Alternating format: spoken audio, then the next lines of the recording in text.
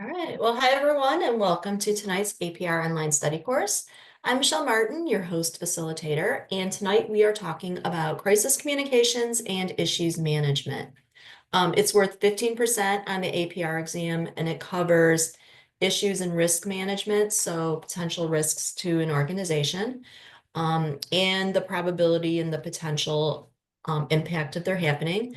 Crisis management, looking at things before a crisis, during a crisis, after a crisis. And there's a focus on providing crisis counsel to leadership. And as we talk about all the time in this class, as an APR, you have that seat at that table and you are that trusted counselor to help identify and mitigate risk. So you want to be able to predict problems, anticipate threats before it turns into a full-blown crisis. And speaking of crisis or crises, please go in a chat and name a PR crisis or communications crisis that you've read about, that you've heard about, or maybe even that you were involved in. So tell us what crisis, let's see. Lead-In Toys 2007. Okay, there's another one coming down there. BP oil spill, I remember that one very well. The current group chat leak. Yep, we were just talking about that before this, before we started. Yep, a shooting that a few of us were involved in recently. Data breaches, Target, the Flint water crisis. Yep, remember that one well too. Paula Dean. Somebody mentioned my panel presentation is based on a semi-crisis.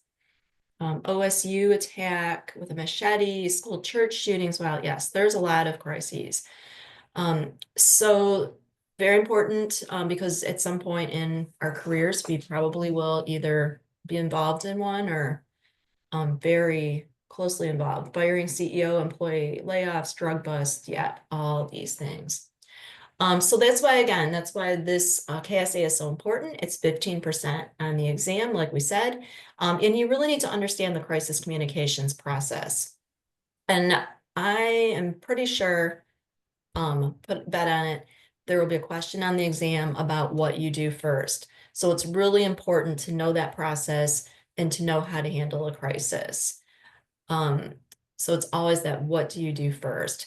And sometimes for this KSA, there's an overlap with ethics. So again, both are very process driven, and sometimes you'll see questions where ethics and crisis are combined. So in both cases, you need to know that process. And of course, other processes that we've talked about in the class, RPI is one, but crisis has a process to it.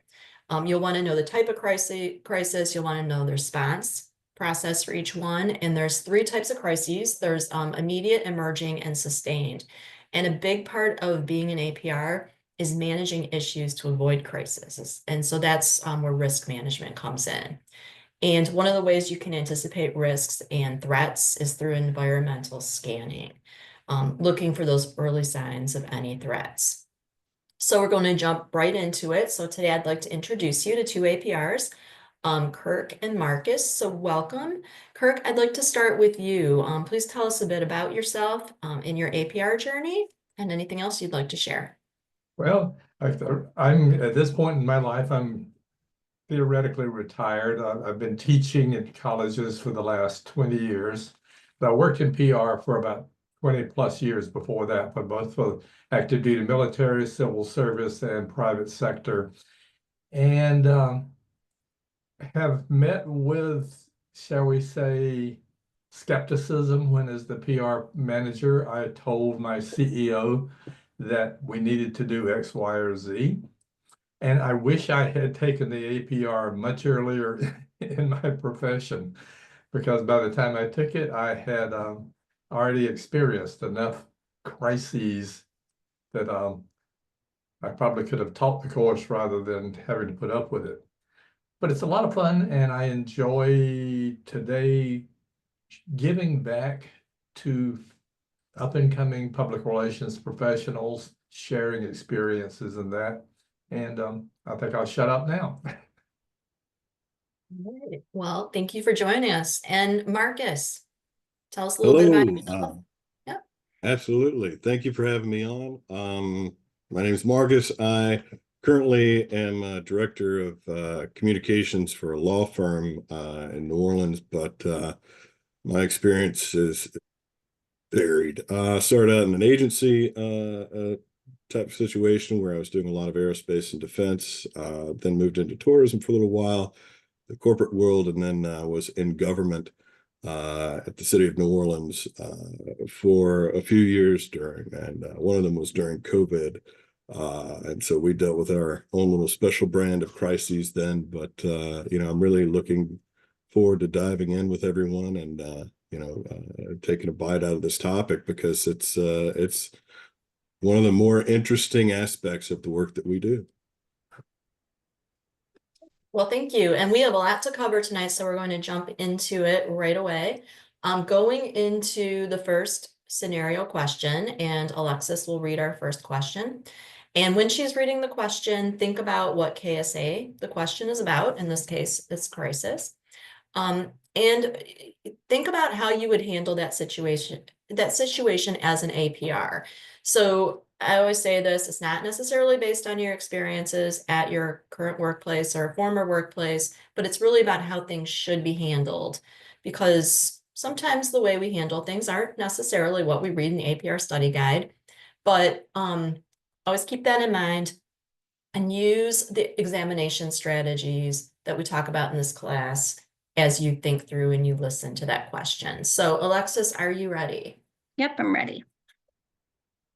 All right. You are a public relations executive at a restaurant that has experienced continuous growth over the last 5 years. The restaurant's leadership has determined the need to expand its space to accommodate the growing number of patrons and reduce wait times. An environmental advocacy group heard about the expansion and has claimed the construction will displace wildlife and harm the nesting grounds of an endangered bird. They have used AI to create realistic videos showing your construction crew removing the birds from the property. The type of birds in the video are not native to the area and have never nested near the restaurant. However, the videos have gained traction on social media. As a result, you've received messages from multiple media outlets at the community. The DNR also contacted you asking about the endangered birds. The restaurant is now facing a crisis. What is the first step in the response sequence to implementing your crisis communication plan? A, focus on crafting a clear message from the restaurant's leadership informing key publics that endangered birds do not live in the construction zone. B, comment on the environmental advocacy group social media post and tell them to remove the videos before the owners contact their lawyer. C, identify that the restaurant is currently facing an emerging or shouldering crisis that could disrupt operations and impact its ability to expand. D, include all restaurant employees in a group chat and ask them to select the part of your crisis communication plan they think they could handle. Or E, develop a strategy to contain and counteract the videos by collaborating with the DNR to make a statement about the birds. Okay, so go in the chat and tell us, what do you think is the right answer? What is the first step in the response sequence? And I'm seeing, let's see, I'm seeing C and E. Looks like I'm seeing, yeah, C and E. It looks like it's pretty much an equal split there. And again, what's the first step in the response sequence to implementing your crisis communication plan? So the correct answer is C. And here's the rationale. Yes, so this was on our APR study guide, page 110. C is the correct answer. The first step in the response sequence is to identify the type of crisis. Okay, and I don't have a slide here, but I'm going to go to discussion. So Marcus, I'd like to hear from you. Tell us, is this a question you think you'd see on the exam? And if it is, how would you approach it? Think, yeah, it would absolutely be a question that you might see on the exam. And, in our world as communications professionals, we we're seeing things move at 90 miles an hour. So it's very easy to jump steps and say, all right, we're going to, create our plan. We're going to, figure out who our target audiences are, how we're going to, reach them. We're going to, talk to the experts, get the information that needs to be shared, blah, blah, blah, blah, blah. But you have to kind of break these things down step by step. And, it seems like a no-brainer, but yeah, you need to identify that the crisis is occurring. And in this example, it seems, like it might be pretty obvious and something that you would be able to see coming. But a lot of crisis situations are going to pop up that, maybe the higher ups aren't going to see as a crisis, a potential crisis, or that, could sneak up. And so one of the very first things you have to learn is to be able to identify when this crisis might be coming. So, yeah, I think you would definitely need to study the exact steps that you need to take for crisis management for the APR exam, because a question like this, multiple questions like this, will probably be on it. Okay. All right. Thank you. Kirk, what are your thoughts on this? Well, I don't think I could add any much to what Marcus just said there. He's covered all the bases on it. And I think it was, even for me, it was a lesson. I slapped down the wrong answer because I sort of jumped the gun and said, oh my goodness, let's go ahead and start working on the plan. And the question is, do in fact we have a crisis? And so this is a good lesson. It's real life, real time. And I think you walk away going, oh, okay, now I understand the process for dealing with crises or tough situations. Great question. All right. Yeah, I agree. Enjoy put in chat. Good question also. So we're going to go to the next question. Hopefully you didn't see the answer there as I scrolled through. And Monique is going to read this one. So Monique, let me know when you're ready. All right, let's go. So you work for a psychiatric facility on the communications team, and a patient has just escaped while on a community outing. This incident poses a potential risk to the public and raises concerns about the facility's safety protocols. As the communications director, you need to decide on the most appropriate next step in your crisis communication strategy. A, alert local stakeholders to ensure the safety of the public and coordinate a response to the escape. B, hold an incident command meeting with the hospital's internal safety team, determining the next steps for communication and safety protocols. C, create an all-staff email to be sent as an internal alert, ensuring all hospital staff are aware of the situation. D, draft a press release to inform the public and media about the escape, detailing the actions being taken to locate the patient, emphasizing the facility's commitment to safety, and providing contact information for concerned community members. E, monitor the social media and public sentiment to gauge reactions and determine if further action is needed, delaying official communication until you have a clearer understanding of the situation. Okay, so go into chat and let us know what you think the correct answer is. I'm seeing A and B in chat. And looks like A and B are the responses that we're seeing. So let's go to the right answer. It's B. And please read the rationale, Monique. So this is from Crisis Management, Guidelines for Preparing for Public Relations Crises. Number 4, focus on the 2 most important tasks, what to do and what to say during the first critical hours. And on the checklist for crisis communication, step 1 is call in the experts to help analyze and explain the crisis and open the lines of communication. Why not C? Inform employees and your internal audience first. While the other answers are plausible and some represent priority publics, the best answer at this stage of the crisis is C. Well, thank you. So hear from our facilitators, starting with Kirk. What are your thoughts on this? Well, I think once again, it shows that you really have to think logically when these situations come up and when you're looking at this particular case. And it goes back to, what do you do first?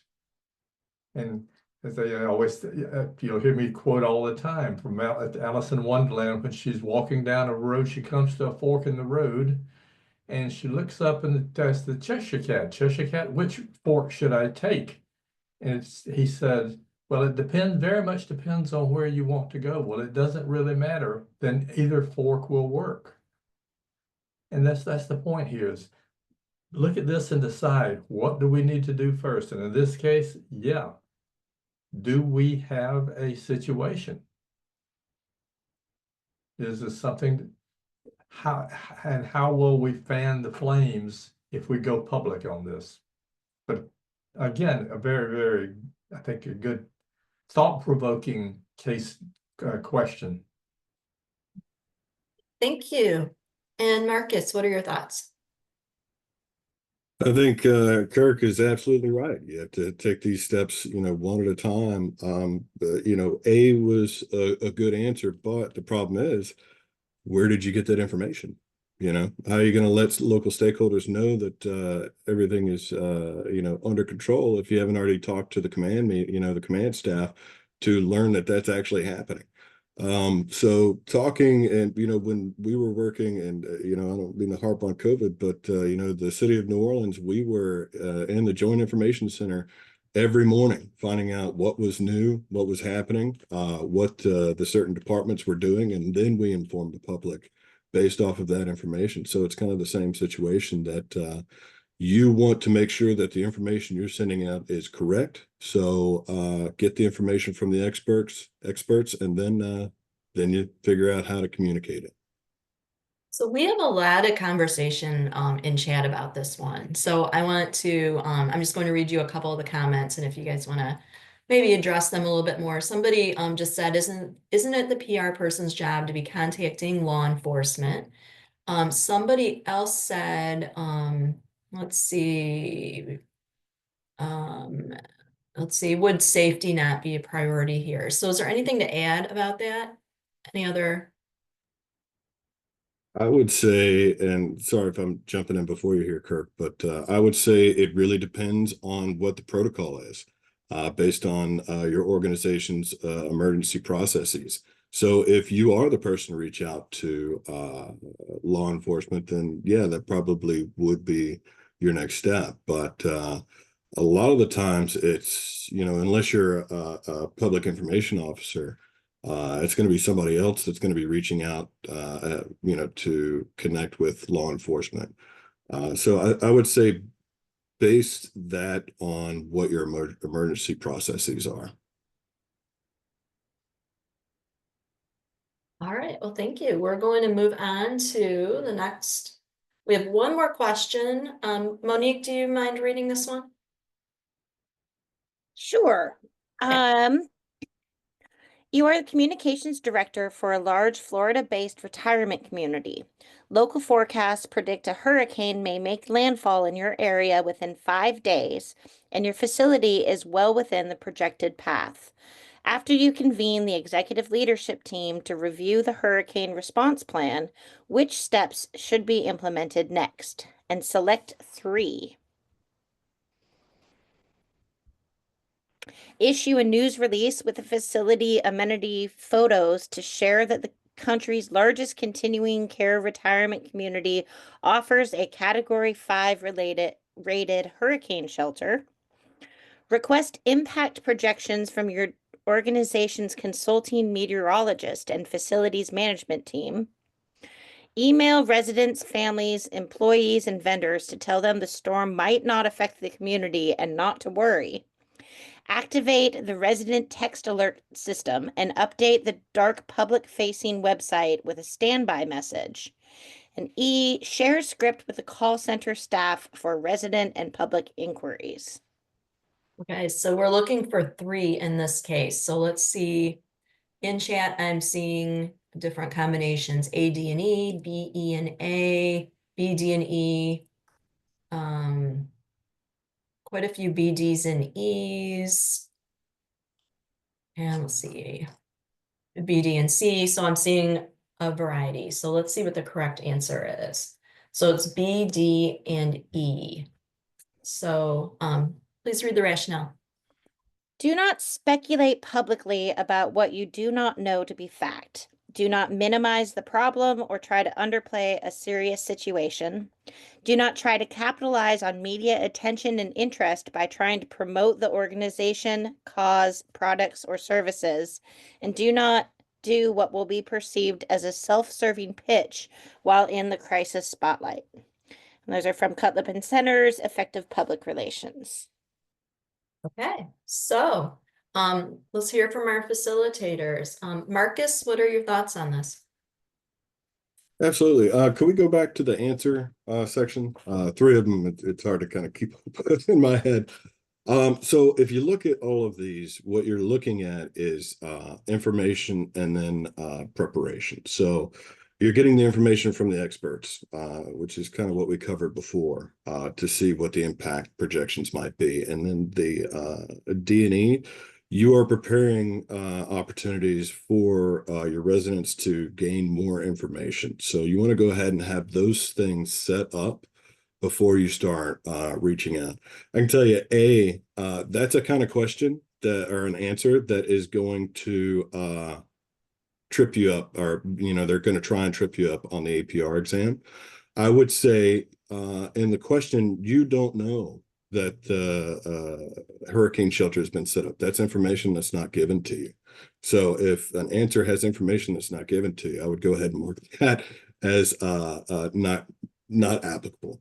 But yeah, so I would say you're following those processes again. You're getting the information from the experts, and then you're setting up your communications tactics so people can get the information that they need before you go public. You already have those things in place.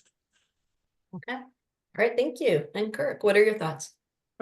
Once again, I can't really add much more to what Marcus just said. This one, it's so real, and I'm having flashbacks to the situations I've dealt with. And you absolutely positively have to make sure that there is a problem before you start running around, like the chicken with his head cut off kind of thing. So, once you know that there either A, yes, there is a problem, or B, there is not a problem, then you know which direction, which fork of the road you need to take here. But it's a terrific, once again, a very terrific question that makes you stop and prioritize how you're going to address the situation. Okay, all right, well, thank you. So we are going to jump into next we're going to go into the module notes, and Sujatha is going to read the first set of them. If we have time toward the end of the class, we have a second set of them, but we'll start this way first. So please let me know when you're ready. Thank you so much. Hi, everyone.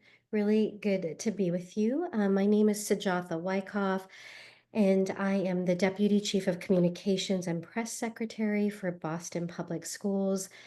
And so crises is something I am sadly very familiar with, and have spent a lot of time in that space. So if you could advance to the next slide. So I wanted to begin just really basic, as is in our notes, what is a crisis? And this is from EPR page 280. And it is a low probability, high impact event that threatens the viability of the organization. And so while the chance of it happening is very little, preparing for it is so immense because of the damage it can do in a very short amount of time. Next slide, please. And I know we've already spoken about this, but a key aspect of avoiding, as much as possible, a disaster or a crisis is anticipating need, monitoring your environment regularly and identifying organizational vulnerabilities, We refer to it as environmental scanning, and this can be really helpful to just get a pulse on what is going on and really turning reactive into proactive communications. Playing out scenarios that could arise in your organization. Obviously, in school districts, we think a lot about violence. In our current climate with immigration. So really kind of understanding what may impact your students, in my case, or families, and then developing plans for those so that if they do occur, it's a pretty seamless process to manage it.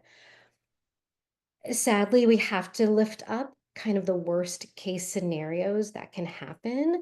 And again, in those moments, if they happen, having something to lean on is really going to benefit the organization. Making sure your policies and strategies are updated, noting which ones can be impacted, kind of doing all of this pre-work. If possible, developing FAQs prior to, even if it's just a skeleton, just to have something that can be ready and go up quickly. We know those questions start coming in almost instantly. And this is something that the reading did touch on, and I just want to lift up. Cultivating relationships like with the media. I know personally that has really helped me in my work. And it's something that can be tedious, but again, one of those things that it's worth investing in because in those moments of crisis, you can lean on some of those reporters, for some grace and just ensuring that they're going to get this information correctly. Next slide, please. And then we obviously had some questions about the types of crisis. So hopefully this is kind of reiterating what we just went through. Immediate, pretty clear in its definition. It happens suddenly, unexpectedly, and there's really very little time to do any kind of research or planning in that moment. You're immediately into kind of a response action. Emerging or shouldering something that is brewing, and something you probably may be aware of kind of under the surface, but it could suddenly erupt and disrupt operations or affect reputation. With these, you typically, can plan a little bit because again that it's something possibly from some of that scanning you've done that there's something there that you just want to keep an eye on. And then sustained is just something that kind of goes on and on. Continued negative news coverage about some narrative, some story. And there's rumors mixed in, very, very difficult to counteract this kind of crisis. And it can really cause lasting organizational, reputational damage. So going back to one of the questions, this of course is like our first step. You want to make sure you know what you're dealing with. Hopefully you've had, before I go into the next slide, assemble the team, which again, we just talked about. You want to make sure everyone knows exactly their role. You want to have a spokesperson if possible. I know that that's not possible in all organizations, but someone that can speak to the media and just address questions. And also, they're often referred to, as we referenced, a PIO, especially in the law enforcement community. Ideally, this step you have done prior to an event, but you also want to quickly in those first few minutes or moments, you want to make sure you review your plan, that everyone obviously has a copy. And prior to this, hopefully there was like a quarterly review. That's ideal. Annually is probably more common, but quarterly is what most organizations try to aim for. And then from there, as the situation is unfolding, you just want to make sure that you're able to pivot. You're identifying what can go wrong and become highly visible. You're assigning priorities based on which vulnerabilities are most urgent and just in my experience, I've learned that that can change depending on the crisis. So just being aware of that and cognizant, preparing questions and answers, again, kind of going back to that FAQ. That's something that's going to need to happen very quickly just to kind of manage that influx that's going to come in. And also then equipping, whether it's administrative assistants or whoever's going to be fielding calls with some information. Focusing on what to do and say during those especially the first hour and then the first 24 hours. I think we're all fully aware of how not saying anything is not the way you want to go. And even if you don't say much, just establishing what has happened, that there is a plan, it's being executed, and that there will be an update. Even just saying that much, I think, again, gets you that grace a little bit with the media in this case and with the public. And developing a strategy to really contain as quickly as you can, counteract if you need to, if there's a misinformation or disinformation developing. Next slide, please. And then trying to determine what was the cause. Was there a single triggering event that led to this crisis? And typically there is, especially if it is an immediate crisis. And again, just knowing that that first day is really going to be all hands on deck and a very critical time for the organization. The next one, I know when I was like preparing for today, this really helped me because I know there's this real because we care obviously about the people we work with and our stakeholders, there's this need to want to communicate like right away. However, this is further down, so that was a real good learning lesson, that you want to make sure you have all the right information, and then knowing who your internal audiences are and then some of your external audience, but always begin with your internal employees, or in my case, students, families, wanting to make sure they have information first before you start going out and getting more public. Obviously, you want to demonstrate concern immediately for those who are impacted and what is being done to support them. Keep employees informed, throughout the crisis, and whatever cadence your organization has established, whether that's, every few hours, what evening, morning, but just being clear with people that this is when they can expect an update. And have someone available at all times during the most intense hours, which again are likely going to be the first day, maybe a couple of days, depending on what it is. But just, knowing that questions will be answered in real time. And I know I don't have this in my deck, but having a website prepared, often called a dark website, with some of this information ahead of time. And it would probably be very generic, and then things can just be plugged in, and that going live pretty soon after an event, I would say within the first few hours. Next slide, please. And just making sure that, information is going out in a timely manner, consistently, and of course, you want it to be accurate.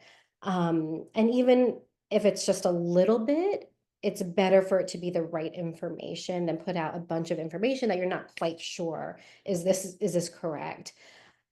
And after, depending on the duration of the crisis, and people have had a chance to calibrate and process, you want to make sure that there's like some kind of after action review where the team is coming back to look at what was done, and see where there are, opportunities for growth and any changes that need to be made going forward. So I was going to end there. I have a situation that I personally dealt with, but I wanted to be mindful of time. We have time if you'd like to touch on something. Okay, wonderful. So this, just as a disclaimer, this is not, this did not happen at the district I work in currently. So I just wanted to make that clear. This is a former situation I dealt with, and it involved a teacher facing criminal charges. If you could advance the slide, please. So a school district is informed that a teacher at a school has been charged with sexual assault. The individual was not an employee at the time the alleged assault occurred. A date has been scheduled for the sealed indictment to be made public. However, a local investigative reporter is informed of the investigation and forthcoming indictment and has notified the school's district's director of communications that they will be breaking the story at 6 p.m. It's 5:15. So this was a real experience that the district I worked in before went through. And so, next slide, please. This is obviously was an immediate crisis. Fortunately, because of this kind of work that we do, and these scenarios are very possible, we had very like broad templates developed that had been reviewed by like our legal team, our HR team. So we kind of could just like plug in information. And so we utilized those templates and we had various versions for internal staff at the school, for the district, and then of course for the media. And we also, I see Laura's comment, it was a nightmare. It was very long 45 minutes, or I should say short 45 minutes, but it felt very long. And we prepared a media statement, again, had it kind of in the bank, but just solidified it because we knew as soon as that story hit at 6, the other news outlets were going to just jump on and it would just, be a flurry of activity. Next slide, please. And so, as I just mentioned, we had 3 communications. So this is kind of identifying your priority publics. We wanted the school staff to know first, because this was their colleague, obviously, who had been arrested or was going to be arrested. Then we brought in the family, so the school community, so they were informed. And then we did a broader district message, just so that the whole district was aware, given the visibility that this was going to attract. And we scheduled them 15 minutes apart. So we barely hit I think 5:59 was when the last one went out. And by 6:01, it was on the news. And then the following morning, and this is something too that I've learned, and it's been a real growth experience, is it doesn't obviously end there that day, or there's so much support that needs to be offered, and media was obviously going to be on site the next day. So we were there in the morning for the morning live shots. And we also were there to support the school staff. So the principal and district leadership, they held an all staff meeting before the school day started to address the situation, answer questions as appropriate, and offer support for staff that were truly upset. I mean, emotional, tears. So that was another, I think sometimes I personally get so sucked into like the media aspect, but then knowing that there's this like whole other process that needs to happen to support, our staff and employees. And so it was like I said, it was definitely a crisis, but I think the preparation ahead of time really saved us. I don't think we would have kind of come out of this standing if we didn't have some templates developed, because those are just not things you can get approved and done at a time like that. I mean, they take a great deal of time and effort to put in. So I think that was my last slide. Yes. Okay, well, thank you. So that was a great presentation. I would like to hear, I'm sorry, I'm going through the slides right now. I'd like to hear from our facilitators to get some more insights on this, some thoughts, maybe specifically about the situation that you outlined. So starting with Marcus, what are your thoughts on this? First off, my goodness. I echo everyone who's sending you kudos in chat. Wow. Way to handle a terrible situation in the best way possible. The thing I loved absolutely the best was the preparation and the willingness to use templates. You know, a lot of people get bogged down in the idea of I have to build this out. You don't. You don't have to reinvent the wheel. There are a lot of groups out there. There are a lot of resources out there that you can use and utilize to make this a little bit easier on yourself, because it's going to be hard all on its own, you know, without making it more difficult. You identified the crisis, and you identified the potential crisis ahead of time, and then you and leadership developed a plan for that potential crisis. The news finding out about it, and you know, giving you a very short amount of time, and you knocked it out of the park. That preparation and that ability to identify the potential crisis heading your way really gave you the leg up you needed to be able to do that. So I love that so much. I know it was terrible to deal with, but congratulations on handling perfectly a terrible situation. I don't know if it was perfect, but thank you, Marcus. I really appreciate that. Everyone, thank you so much for the feedback. And yeah, we're all in this together. So, you know, anything I can do to support or templates, just as a side note, please don't hesitate to reach out. Thank you. And Kirk, what are your thoughts? I was sitting here going, oh my God, having flashbacks to a couple of situations back in the day and going, wow, I did them right. Thank you, Sujata, for helping me understand that I actually knew what I was doing there. But I love it that it's all about being prepared and accepting that, yeah, stuff is going to go wrong.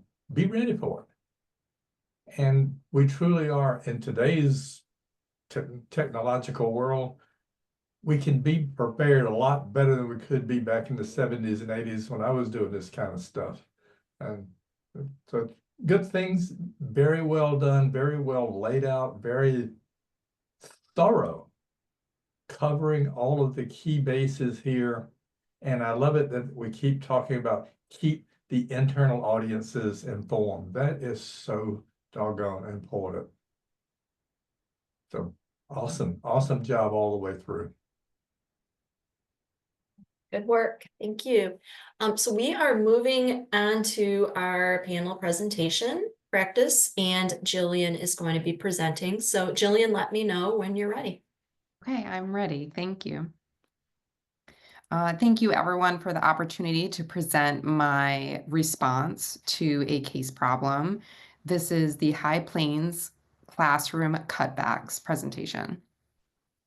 I'm Jillian Davidson, sorry. I'm currently in real life the Associate Director of Marketing for Seminole State College of Florida, and in this case problem, I am the Executive Director of the High Plains Educators Association. Thank you. Okay, so the situation analysis here is that the High Plains School District faces financial challenges due to declining enrollment, resulting in significant budget cuts. The district has already reduced course offerings and staff, while large class sizes remain a concern. The school board is hesitant to utilize reserve funds and perceives that the local community is resistant to a sales tax increase. As the new executive director of the High Plains Educators Association, I'm tasked with restoring instructional quality through leading media efforts and working with a public relations committee to advocate for the district's needs amid these financial difficulties. Okay. Oh, sorry that graphic didn't populate. It's just a pie chart on background. But the situation analysis at a glance, High Plains is a conservative middle to upper class community in a productive agricultural area with 150,000 residents. The school district is comprised of 35,000 students, K through 12. The racial and ethnic composition of the student body is equal to the total population, which is 55% white, 30% Hispanic, and 15% Black, Native American, and Asian. The district recently proposed a plan to eliminate an additional 20 teaching positions. The High Plains Education Association has an inexperienced public relations committee, mainly because the members serve one-year terms. And local media include 4 TV stations, 11 radio stations, a daily newspaper, and a weekly minority population targeted publication. Research that was done and presented in the case included a census survey, which I identified as primary, formal, and quantitative.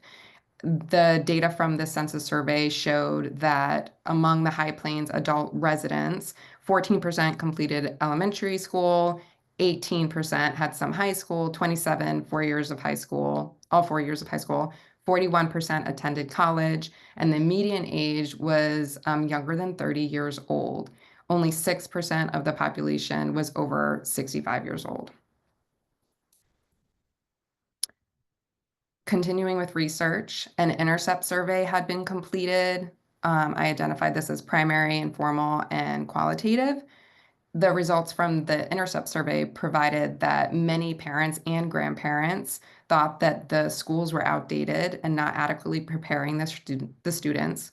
Senior citizens in the area noted that they would prefer an extra sales tax versus a hardship increase in property taxes, mainly because food and medicines were exempt from the additional sales tax. Local retailers did not foresee losing business due to that increased sales tax. There were examples of other local communities that had it, and it did not impact them negatively. And there were major purchase exemptions, specifically like farm machinery, which for this community was important because it's an agricultural community. Next slide. A focus group had been conducted.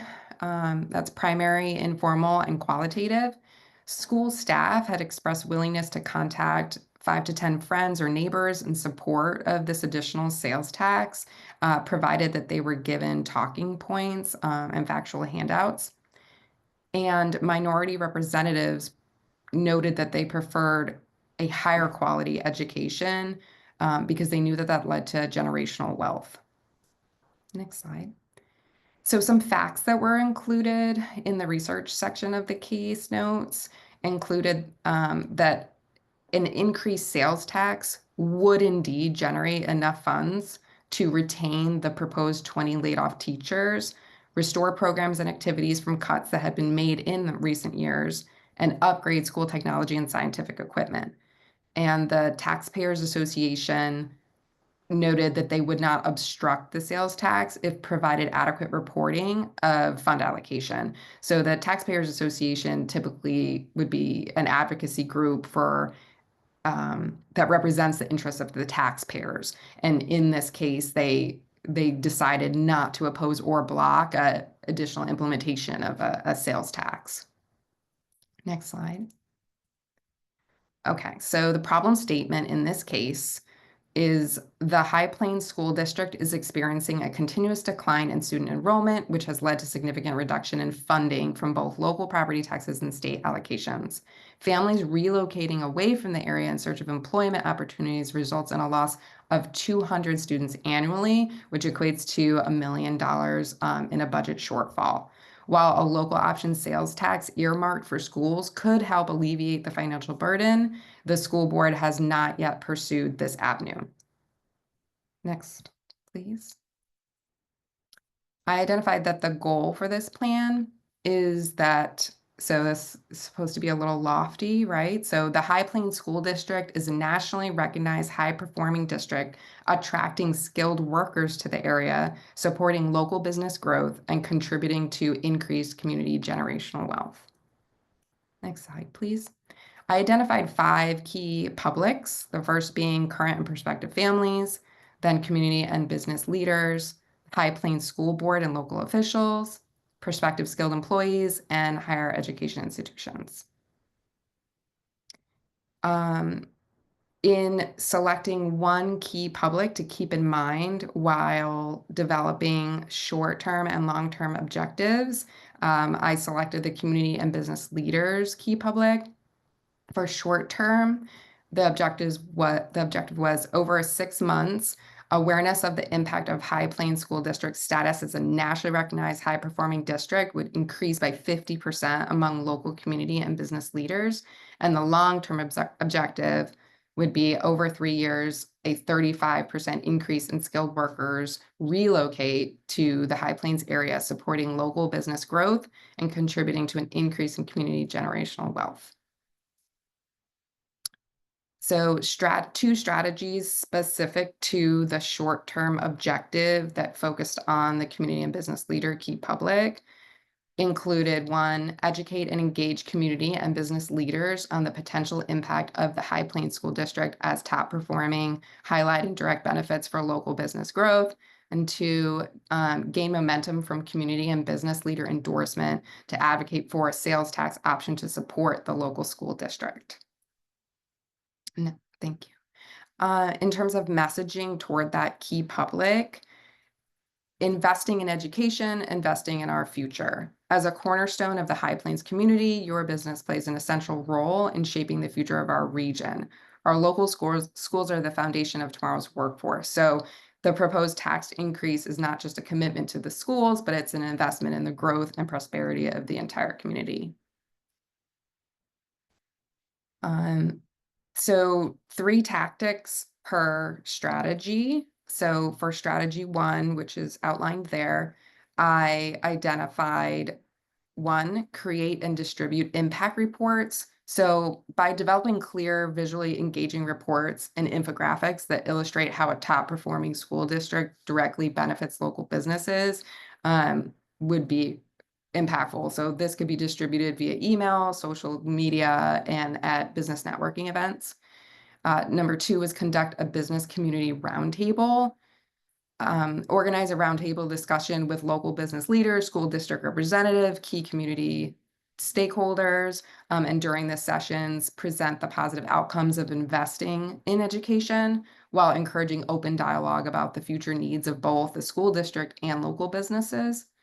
And the third tactic for strategy 1 would be leverage social media campaigns to share success stories. So utilizing social media platforms to feature success stories of graduates from the High Plains School District who have gone on to achieve career success, specifically within the local business community. So people who stayed there.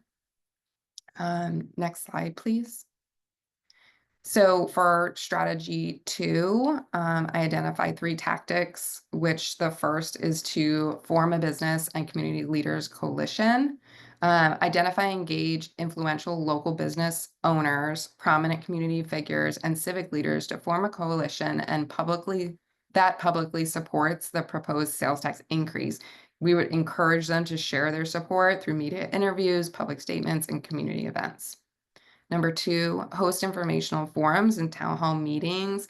A series of informational forums or town hall meetings would be organized where community and business leaders can discuss the benefits of the sales tax increase for the school district and local businesses. These meetings would feature presentations on local business owners, school district leaders, and experts in education, as well as economic development. Number 3, organize a business for education advocacy day. Plan a business for education advocacy day where local business leaders, community members, and school supporters gather to show their public backing for an additional sales tax proposal.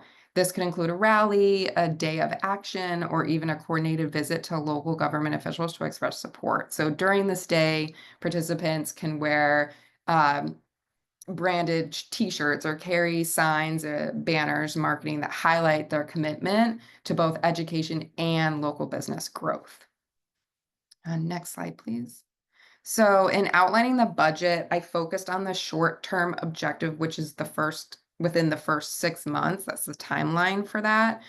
So this is all estimate, of course. So the labor that's involved would be myself in this case, which is the executive director, my PR committee staff that came with, or that was existing on my team. So there are 5 of those individuals.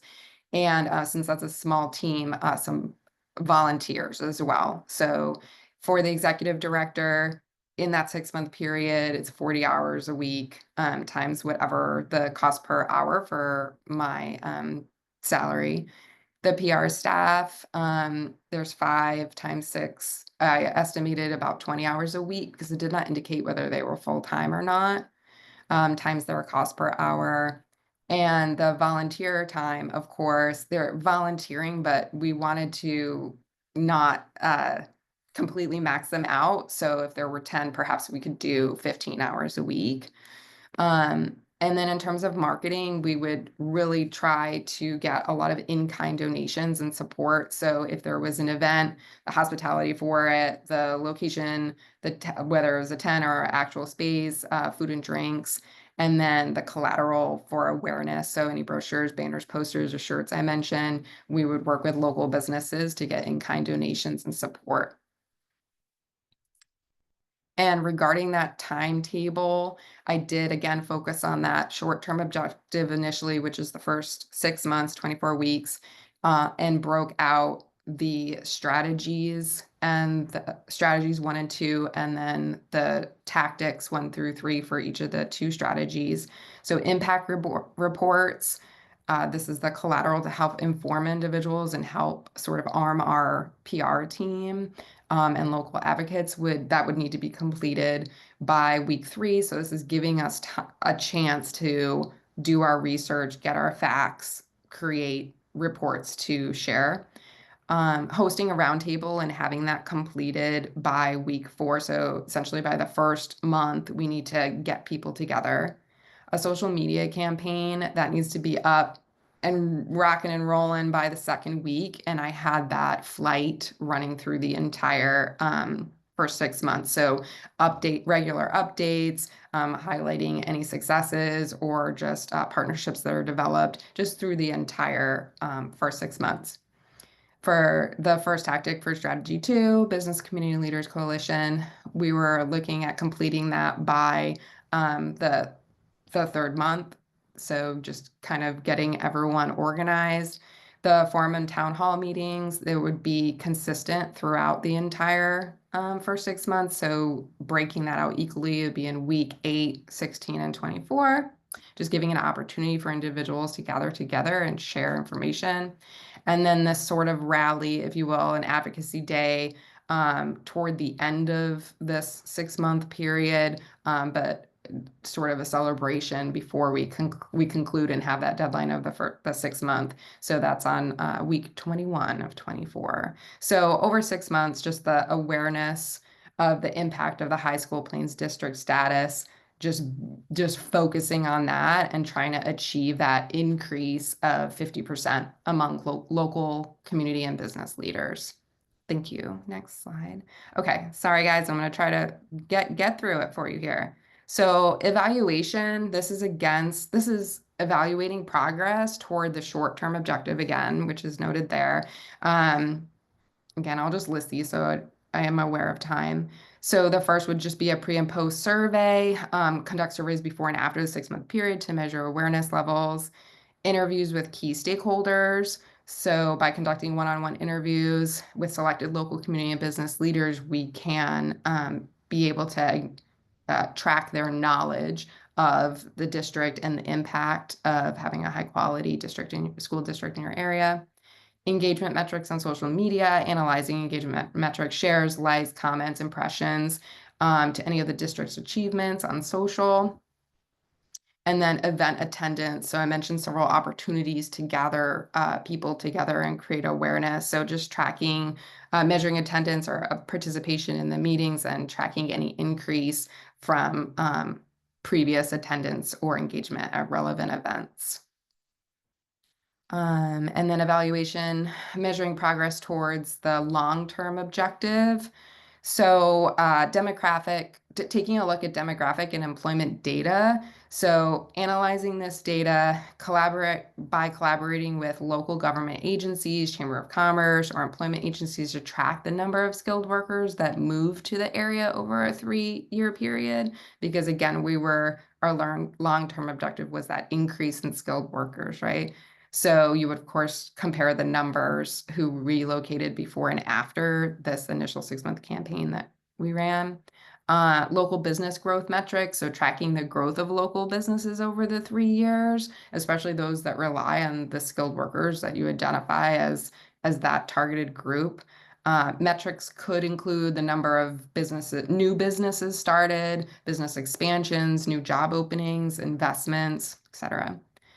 Local real estate market trends. So again, this is all focused locally, just analyzing trends in the local housing market, particularly looking at the demand for homes or rental properties because people are moving to the area. And then reviewing a longitudinal impact study. So reviewing data from one, so conducting an ongoing longitudinal study over 3 years to evaluate the impact of those relocating skilled workers on both businesses and community wealth. And then the third and last measuring of evaluation, which is against your initial goal.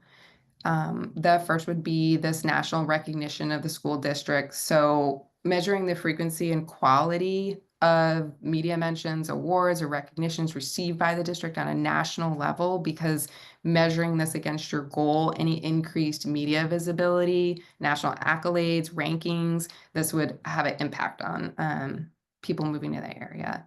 And that's directly relates to the next one, which is attracting skilled workers to the area, just collaborating with economic development agencies to track the number of people relocating.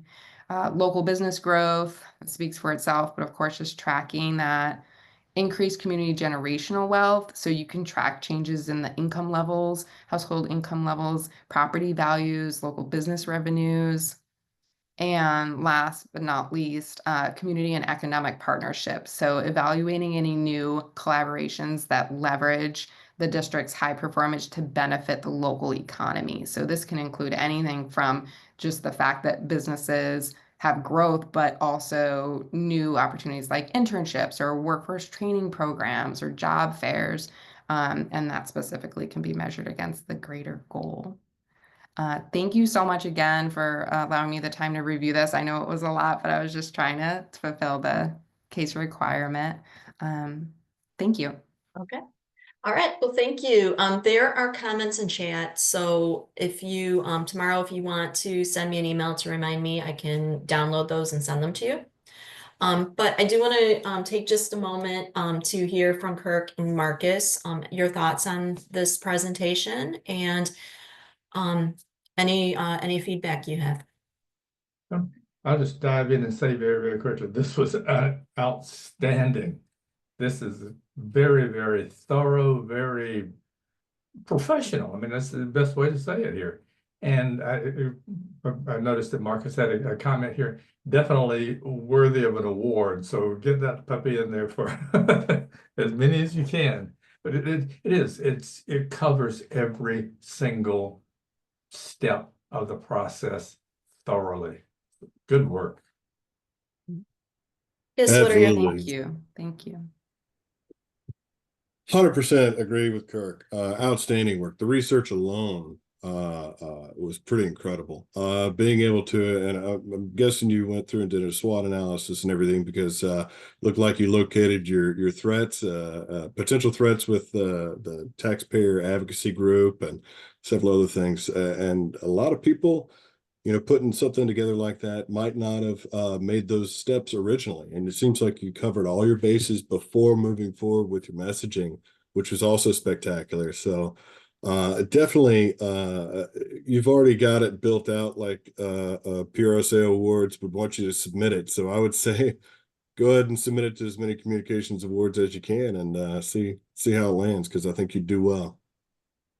Well, I greatly appreciate your feedback. Thank you so much. I actually took feedback from our last class where didn't want to go crazy with slides. This initially was, like you're saying, I did way more work. It was twice as long. And I thought, gosh, this is just way too much. But I appreciate your feedback.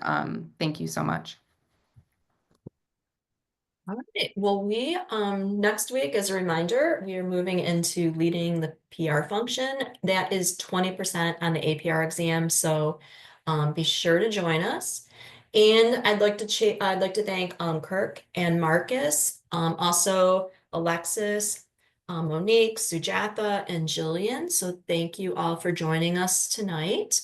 And as we always say, just keep working on it, keep going at your own pace, do the activities, but just keep working at it. And we will see you next week. So good night, everyone. Good. Thanks, everyone.